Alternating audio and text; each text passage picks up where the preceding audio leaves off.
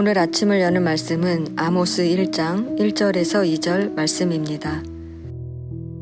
유다 왕 우시아의 시대 곧 이스라엘 왕 요아스의 아들 여로보암의 시대 지진전 2년에 드고아 목자 중 아모스가 이스라엘에 대하여 이상으로 받은 말씀이라. 그가 이르되 여호와께서 시온에서부터 부르짖으며 예루살렘에서부터 소리를 내시리니 목자의 초장이 마르고 갈멜산 꼭대기가 마르리로다. 아멘. 오늘부터 아모스서를 묵상합니다. 아모스서는 남유다 드고아의 목자 아모스가 북이스라엘에 대한 여호와 하나님의 말씀을 기록한 책입니다.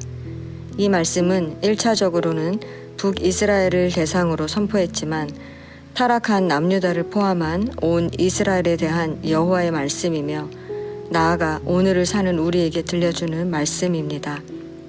아모스서가 우리에게 어떤 교훈을 주는지 살펴보도록 하겠습니다. 먼저 아모스의 시대적 배경은 유다 왕 우시아의 시대 곧 이스라엘 왕 요아스의 아들 여로보암의 시대입니다.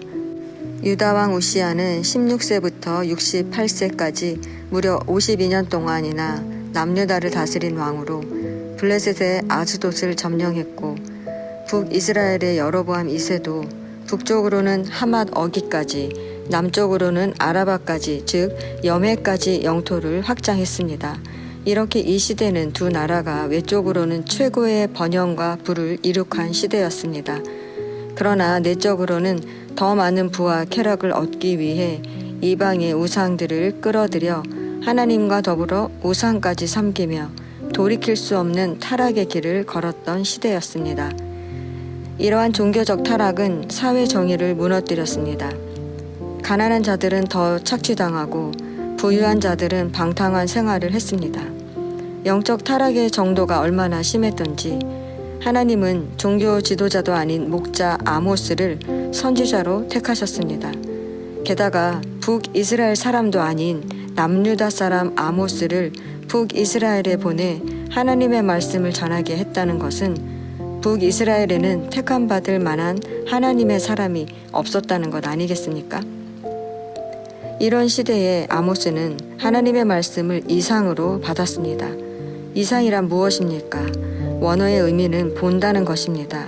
여기서 본다는 것은 그냥 시각적으로 인지한다는 의미가 아니고 하나님을 직접 대면하여 보거나 하나님께서 주시는 환상을 봤다는 것을 말합니다. 그래서 아모스는 자신이 하는 말이 하나님의 말씀이며 반드시 이루어질 것이니 돌이키라고 말하는 것입니다. 또한 아모스가 이 말씀을 전한 시점을 지진전 2년이라고 하는데 원문에는 지진이라는 단어에 정관사가 붙어 있습니다. 다시 말해서 지진하면 누구라도 그때 그 지진 하고 생각나는 엄청난 지진이 있었다는 것입니다. 아모스는 이 지진이 일어나기 2년 전에 하나님의 말씀을 전하면서 마치 하나님의 심판을 예고하는 것 같은 이 엄청난 지진이 일어나는 것을 보면서 돌이키라고 말하는 것입니다. 그러나 이스라엘은 영적으로 타락해서 하나님의 말씀이 들리지 않았습니다. 아모스는 얼마나 답답했던지 하나님께서 시온에서 부르짖는다고 말합니다. 부르짖는다는 것은 사자가 먹잇감을 눈앞에 두고 즉시 달려들 기세로 으르렁거리는 것입니다. 즉 하나님의 말씀은 그냥 위협만 하는 것이 아니라는 것입니다. 하나님께서 진짜로 이스라엘을 심판하여 멸하신다는 것입니다. 하나님의 심판은 한마디로 목자의 초장과 갈멜산 꼭대기가 마르게 하시는 것입니다. 이 말은 평지와 산악지역, 목축하는 자와 농사하는 자, 유다와 북이스라엘을 비유하는 것으로 하나님의 심판이 이스라엘의 어느 한 지역이나 특수한 대상에만 국한되지 않고 이스라엘 전체, 모든 계층, 모든 사람에게 철저하게 이루어질 것이라는 의미입니다. 다시 말해 어느 누구도 피해갈 수 없는 하나님의 심판이 있다는 것입니다. 성도 여러분, 아모스서는 하나님께서 택한 거룩한 백성이라 할지라도 하나님의 말씀을 지키지 않으면 심판받게 된다고 말합니다.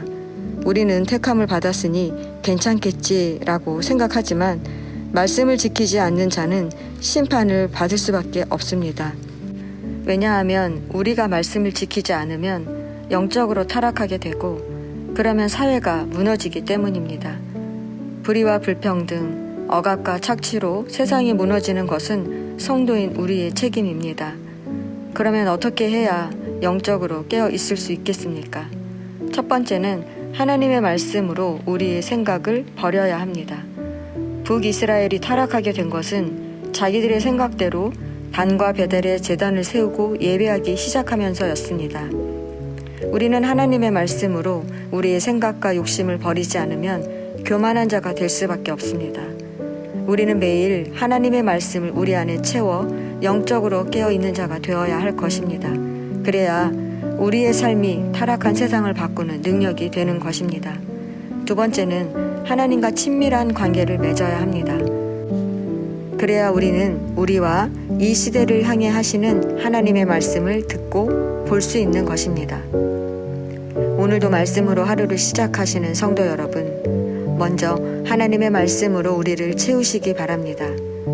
그러면 하나님의 말씀이 나를 이끌어 우리로 하여금 세상을 바꾸는 거룩한 주의 백성으로 살아가게 할 것입니다.